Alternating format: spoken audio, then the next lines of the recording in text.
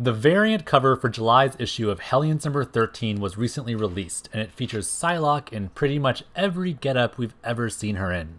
Well, I guess I should be saying every getup we've ever seen them in, because Psylocke isn't just Betsy Braddock anymore, she's also Kwannon, and forgive me if I'm butchering the pronunciation of that name. But it is important to start acknowledging these two characters as separate individuals now, since they are no longer body swapped, and especially since Kwannon is now Psylocke both in mind and in body and in name. I loved this cover from the moment I saw it, and it inspired me to create a ranking of all the various looks that are presented here. The cover isn't comprehensive of every single Psylocke outfit because that would just be wacky, but it definitely hits a lot of the major ones.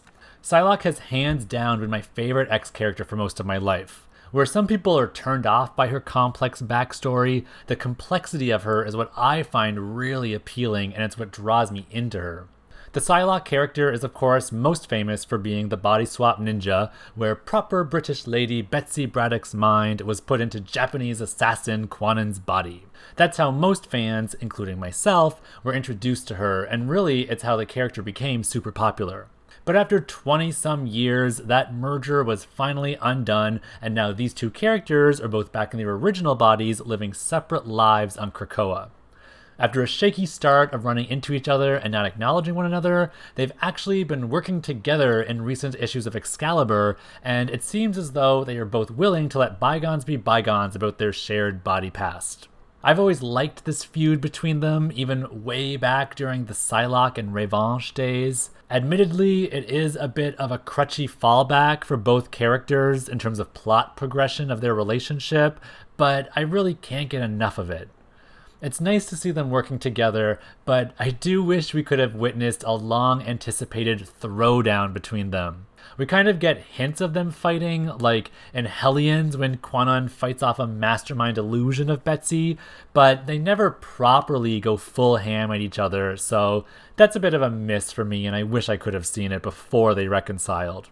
But at the very least, the reconciliation brings a formal close to their feud, so I'm happy that their dynamic wasn't completely ignored while they're on Krakoa, and at least the characters will be able to move on to new things and new storylines, and maybe even work together more often, which I'm all for. Kwannon is the current bearer of the codename Psylocke, but for the sake of this video, I'm just going to use the term Psylocke as an umbrella codename because they were all Psylocks at one point, and it can get confusing. It actually doesn't make a lot of sense to me from a story standpoint as to why Kwannon would even want to still be associated with the name Psylocke. I'm not buying that she'd keep the name of someone else who had inhabited her body. It's not like a healthy way of taking back her life and owning her trauma, and it doesn't feel like something Kwannon as a character would want to do at all. Kwannon is a pretty fiercely independent woman, as we've been finding out, and she's like a bit of a loner who doesn't care to have any associations with pretty much anyone on Krakoa. It makes way more sense that she'd seek to distance herself from anything related to Betsy, especially the name of Psylocke, and seek to forge her own identity. But whatever, it is what it is, and Kwannon now goes by Psylocke, whereas Betsy goes by Captain Britain. The Psylocke character design is incredibly popular, and she's definitely one of Marvel's most prominent sex symbols in comic books, so from a marketing standpoint, I can see why Marvel wouldn't want to change Psylocke up too much. I mean, she's pretty much been wearing that same bathing suit costume on and off for like 20 years now, but as we can see in this cover, it's not the only thing that she's worn. For better or for worse, we are going to dig into all of these looks and talk about which ones are her best ones and which ones are her worst ones. I count 16 costumes here in total, so let's not waste any more time and let's get right into it. Here is my ranking of 16 Psylocke costumes from worst to best. Number 16, Captain Britain version 2.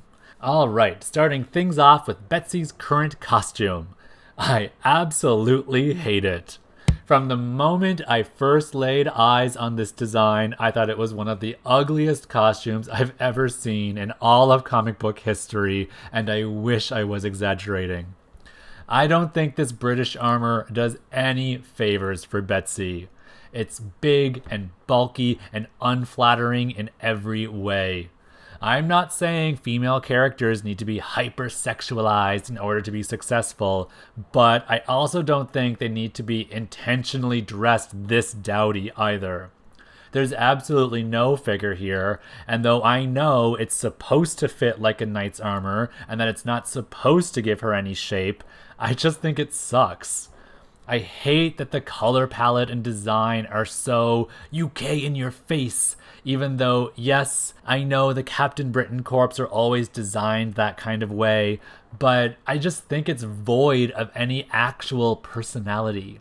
I'm actually not a fan of Betsy taking on the Captain Britain moniker at all either. As much as I want Kwannon to have forged her own identity beyond the Psylocke codename, I was also looking forward to watching Betsy rediscover herself as well, because I think Betsy's story here is just as important as Kwannon's. They were both used and they were both victims of this body swap, so even though the focus is Kwannon coming to terms with her own matters, there's trauma with Betsy too, and I feel like it's sometimes swept under the rug in favor of Kwannon's. And the perfect example is in her becoming Captain Britain. She was just forced into this role, which again, just like when she was forced into Kwannon's body, is something that she did not want.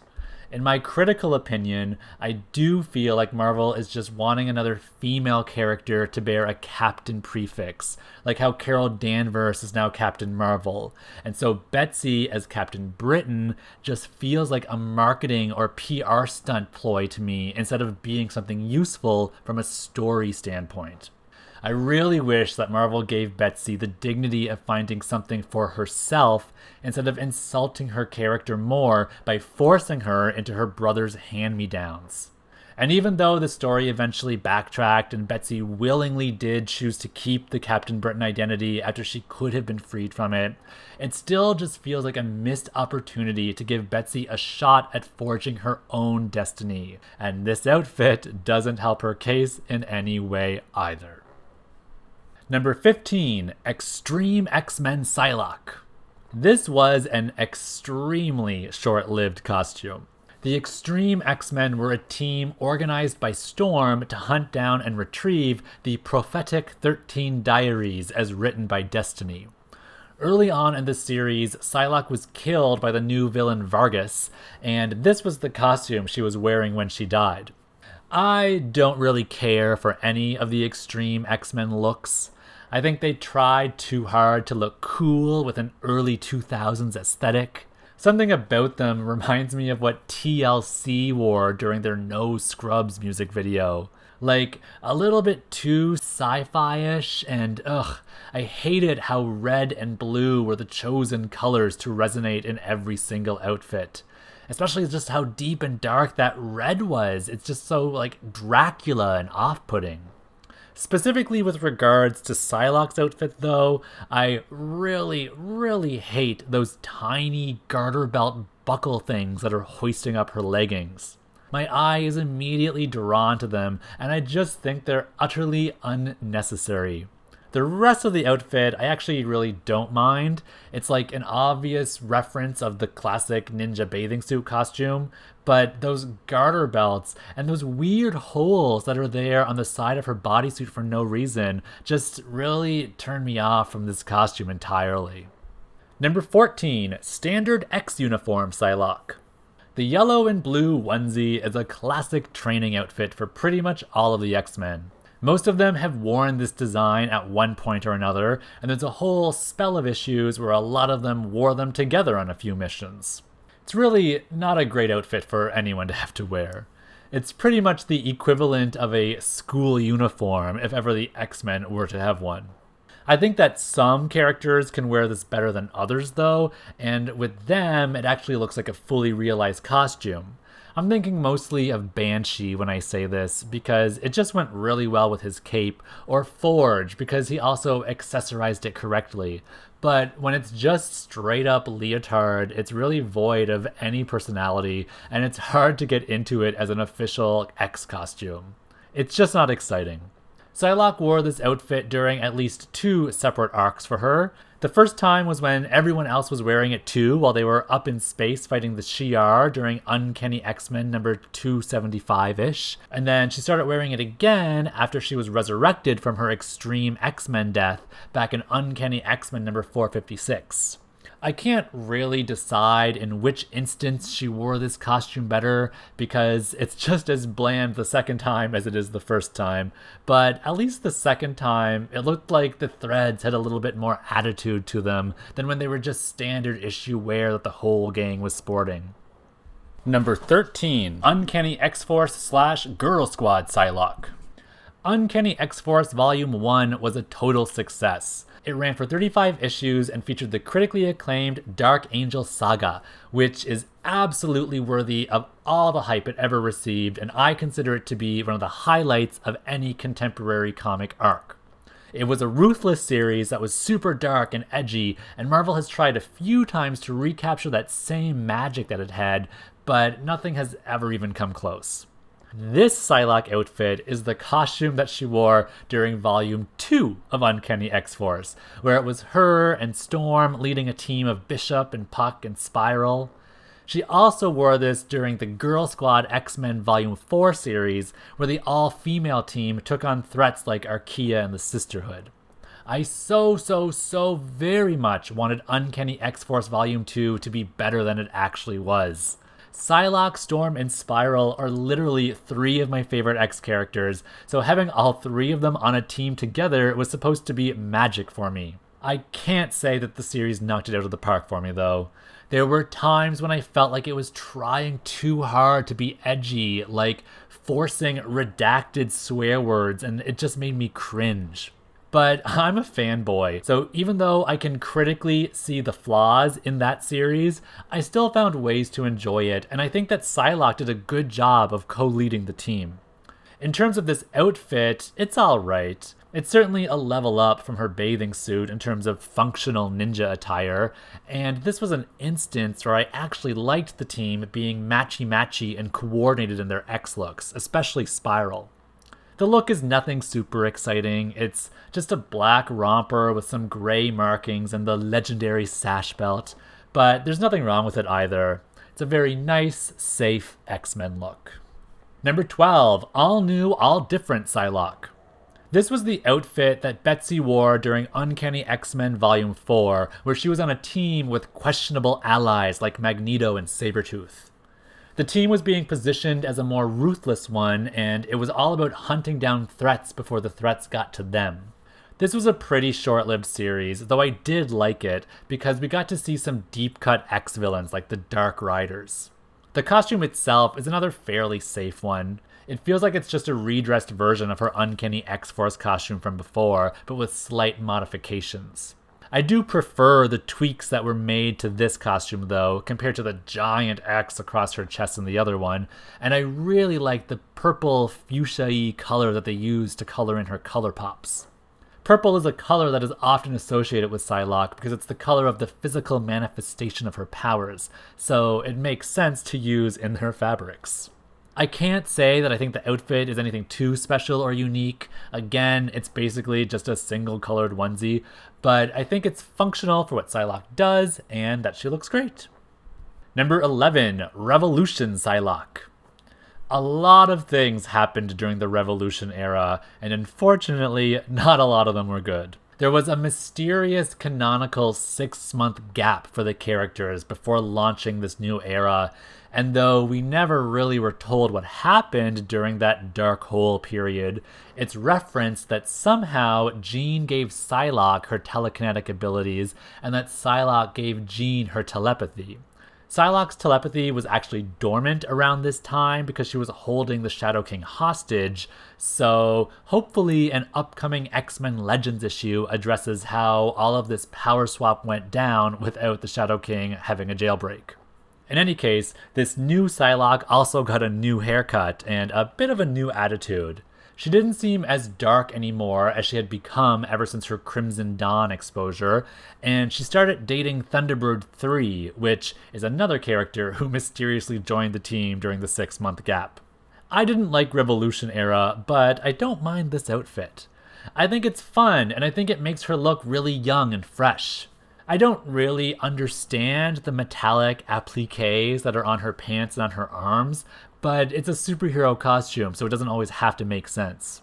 I love that the top is just a halter, and with the headband and that handkerchief collar around her neck, it gives me some sort of like 90s aerobics instructor vibe, or something from an edgy teen show.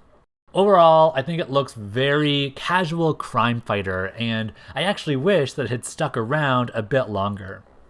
Number 10, Astral Plane Psylocke. This costume is what Psylocke's astrally projected self looked like during Uncanny X-Force Volume 2. She wore it during the team's adventures through Bishop's mind and while they were hunting down the demon bear. I think that series was the only time her astral costume ever looked like this, though. It's very different from the armor that she used to wear while visiting the astral plane. I remember that she used to wear a very Lady Mandarin inspired suit of armor, and I actually think I preferred that one to this one. That said, I do think that this look is kind of cool. I like the asymmetrical dress, and to me, it's very representative of Psylocke's two selves. There's like her warrior side with the weaponry and the armor, and then there's also the British royalty version with the big frilly dress.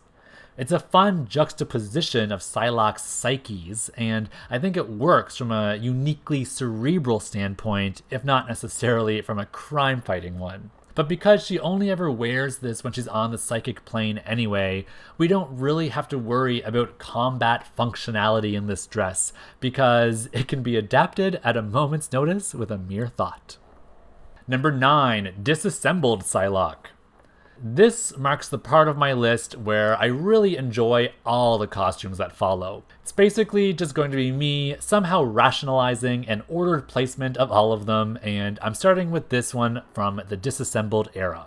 This was such a huge moment in Betsy's superhero career because it's when she finally reassumed her original body.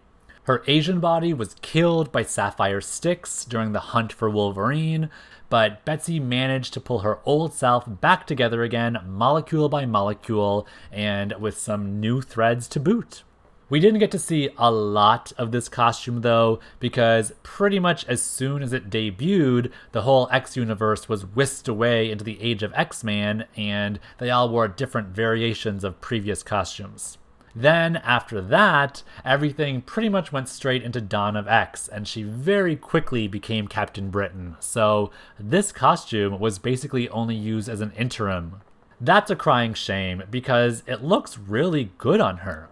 I really love the color scheme, and even though part of me is like, are those pinks clashing? And another part of me is like, is this too stereotypically girly? The overall dominant, resounding part of me is saying, no, this is just a fun costume that Betsy pulled out of thin air to give the best possible representation of who she was as an X-Man and not who Kwannon was.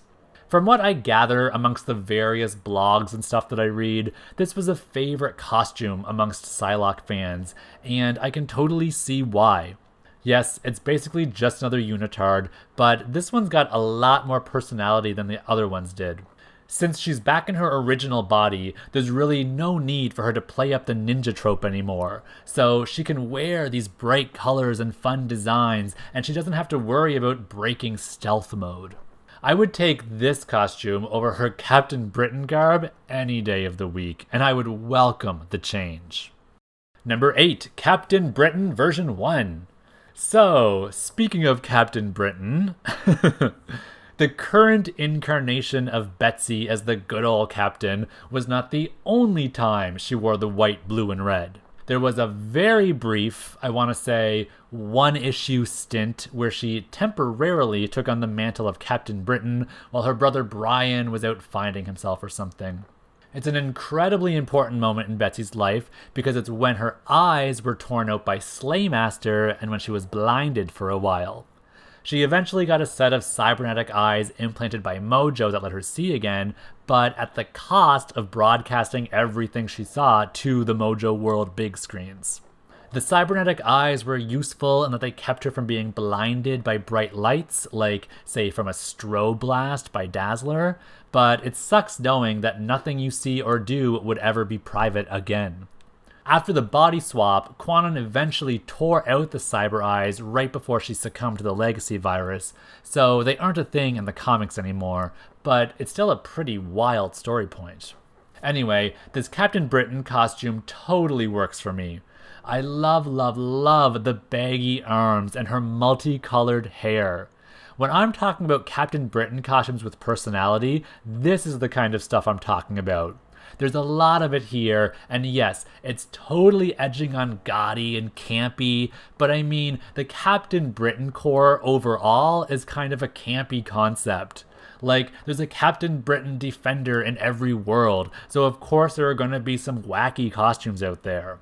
This outfit doesn't do much in terms of provide her with actual armor like the current one that she's using, but this is comic books, and it's assumed that these outfits provide a level of defense so that the heroes don't need to be all explicitly wearing actual armor.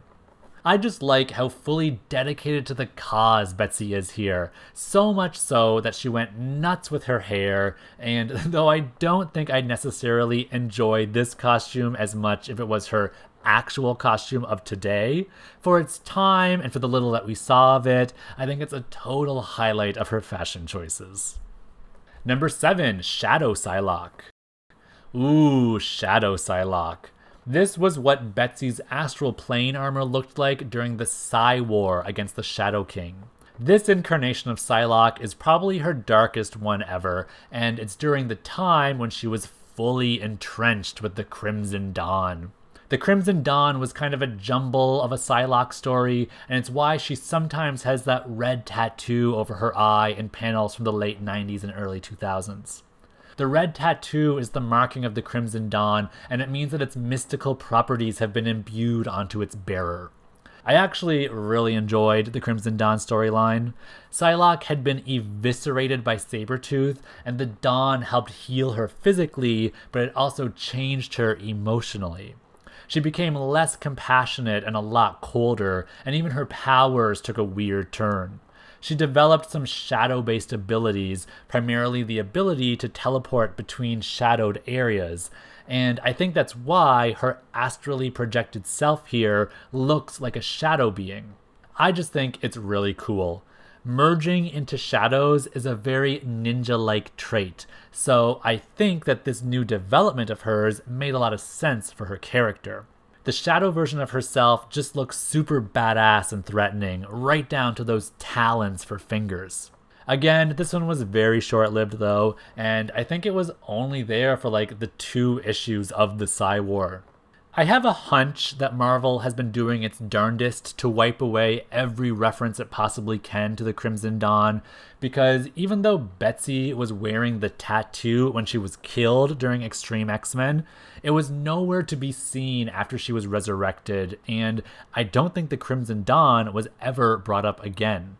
Even her shadow powers stopped being used as early as during the Revolution era, which is basically right after the Crimson Dawn, and it's not explained what happened to those powers either.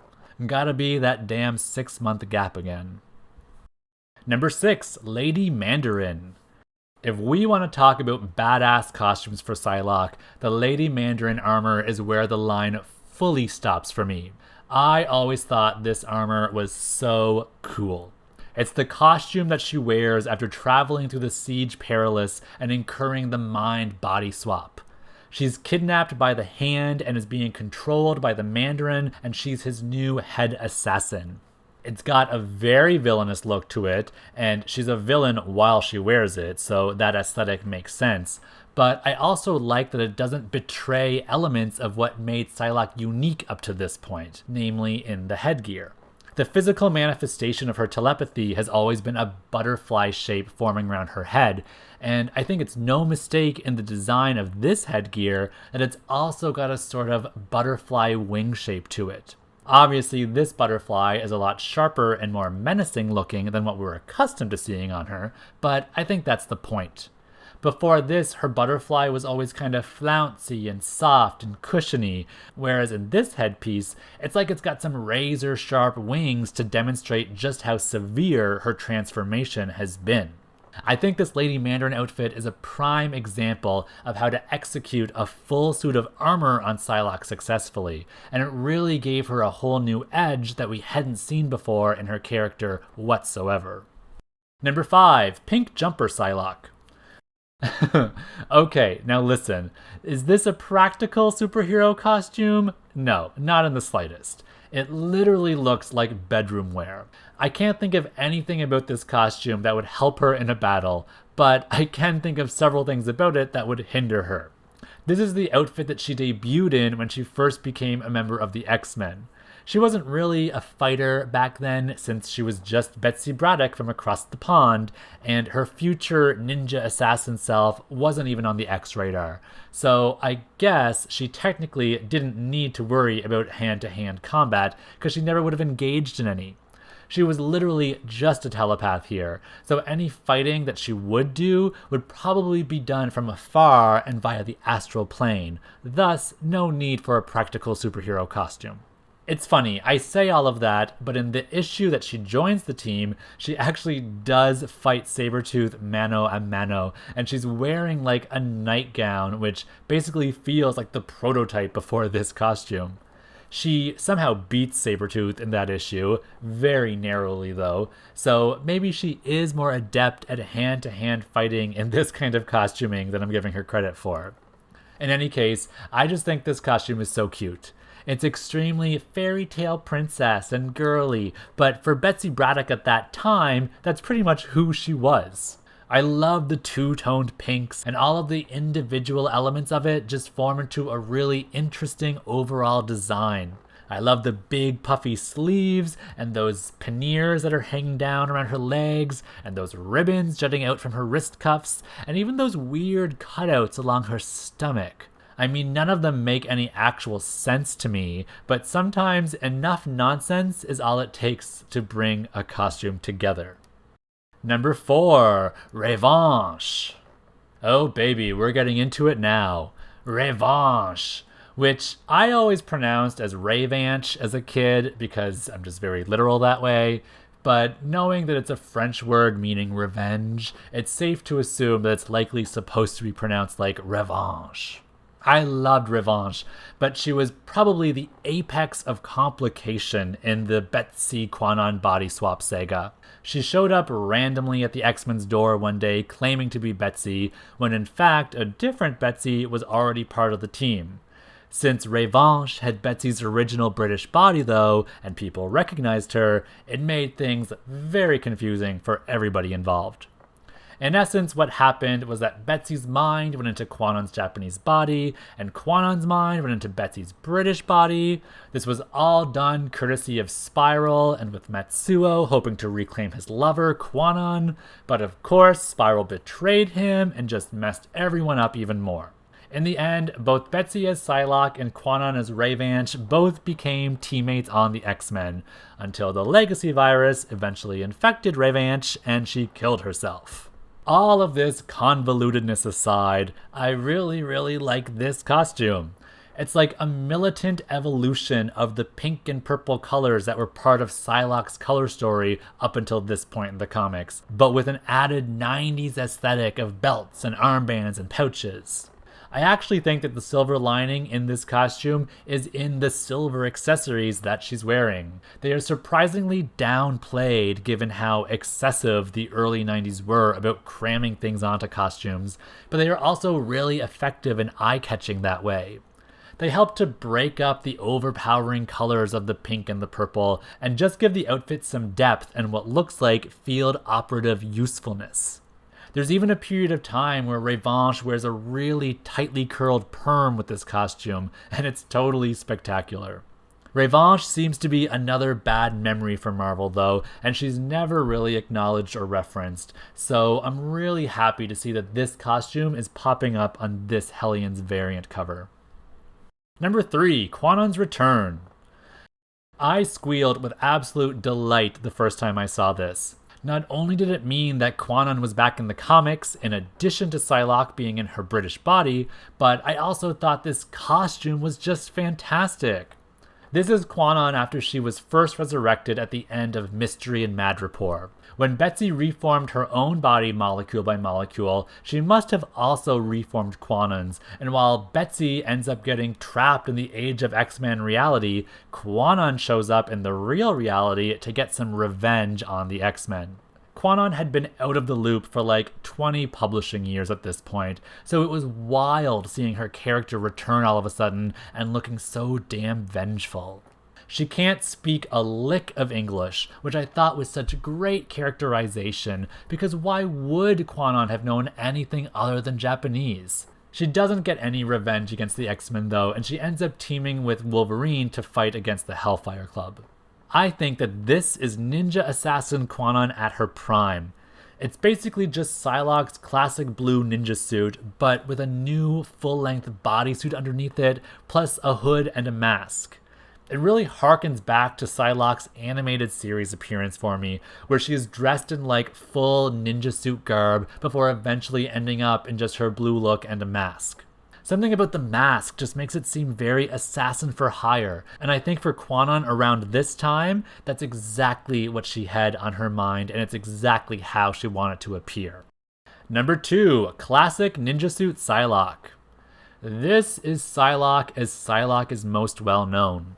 When people say her name, this is the outfit that comes to mind, and with good reason.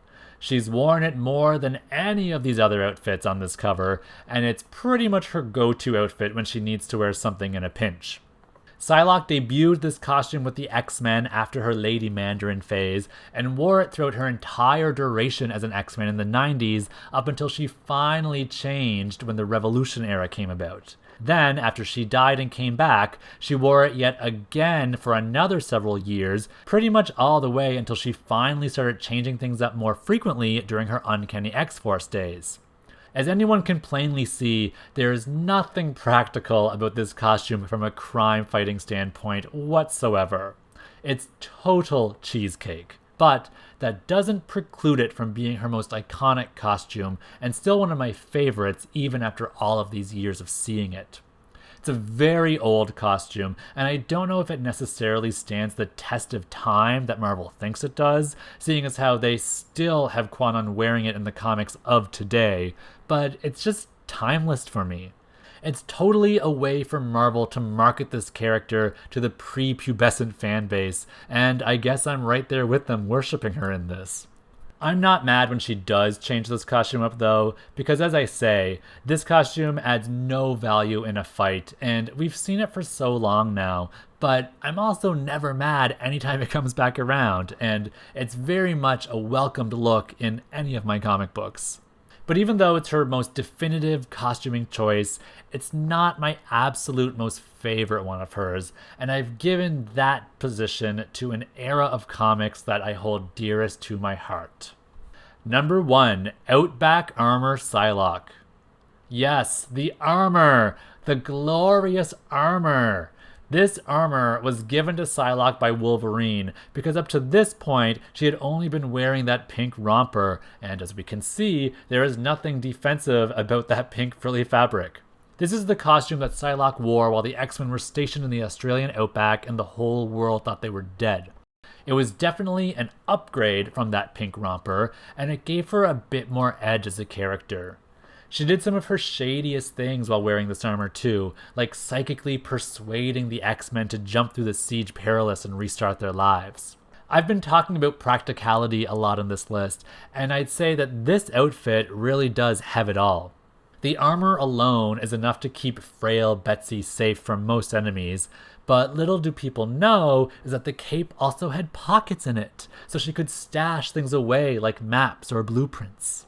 The mask and the hood also have the added value of making her look super duper creepy, so that when she was slinking around in the corner being all psychic from afar, it just gave her a lot more of a intimidating presence. This outfit to me was when Betsy really started committing herself to the X-Men. She did away with all of her proper lady pretenses, and she wasn't afraid to get down and dirty with the team. I was really happy when a version of this armor showed up during the Sisterhood storyline, and Revanche's old reanimated corpse fought the team wearing it. For die-hard fans like me, that was such a fulfilling moment of seeing an old favorite recapturing some of the old glory moments, even if it was just for a couple of issues.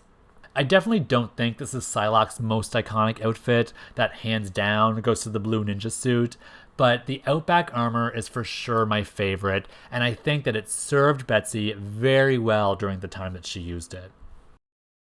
So that's my list. I obviously didn't go through every Psylocke costume ever because that would be crazy, but I think this variant cover for Hellions number 13 really nailed a lot of her core costuming choices, and it was a lot of fun for me going down this memory lane and deciding favorites amongst them. As I said, I'm a fan of pretty much all of them to begin with anyway. So let me know if you think that I got this right, or even if you think I got this wrong, and if you have a favorite Psylocke costume out of these looks, or if your favorite Psylocke costume isn't here in these looks. Feel free to stick around and explore more of my channel for all sorts of other fun X content like spoilers and issue reviews and commentary about whatever I feel like, or visit me on my other social media platforms for panel scans and an assortment of other fanboy goodies. Thanks again for stopping by today, and be sure to come back soon for more great X-Mentations.